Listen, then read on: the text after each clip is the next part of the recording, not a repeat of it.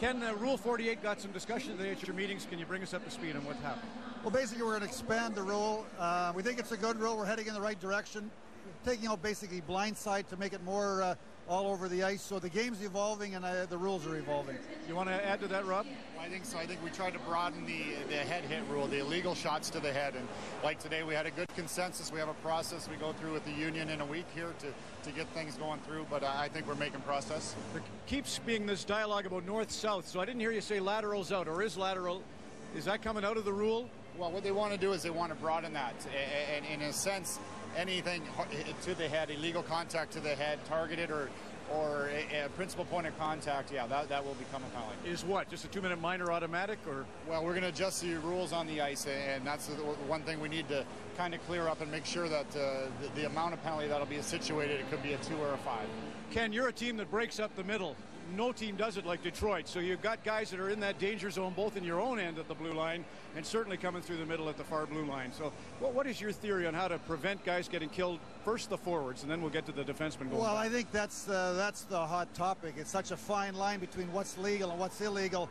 You know, we're trying to make the game safer, obviously, because there's concern about concussions and injuries.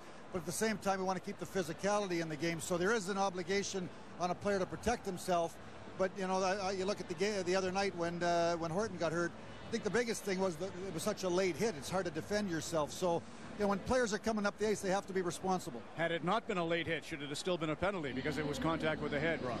Well, it's one of the things. I mean, when you look at that situation and that hit, every hit is different, but that hit, yeah, definitely was late. You played recently, so you know this idea that coming out of the lockout, guys get more and more feeling like they're invulnerable, they feel safe, and then whack. They're done. So what are we going to do to get players more aware on the ice? Well, I think the players take some responsibility, obviously, themselves in that. We'll adjust the rules as we see fit. And like we said, I think the game evolves, and it's evolved since the lockout. It evolves each year, but so do the rules. And I think that's why you have to go back and make adjustments. Igor Larionov said he'd like to see Vancouver win because they play like Barcelona, because they play like the Detroit Red Wings versus the more conventional North American game of the Boston Bruins. Ken, do you think the way to grow the game is go to that style, or do you think the way to grow the game in the South is to go to the Boston style? Well, you know what? I mean, I started scouting in 1985, and really there was two distinct styles, north-south and regrouping and cycling and puck possession. I think really the game that we have today is European and North America combined. I think it's the greatest. You know, it's a wonderful game, and I think you can win in both styles.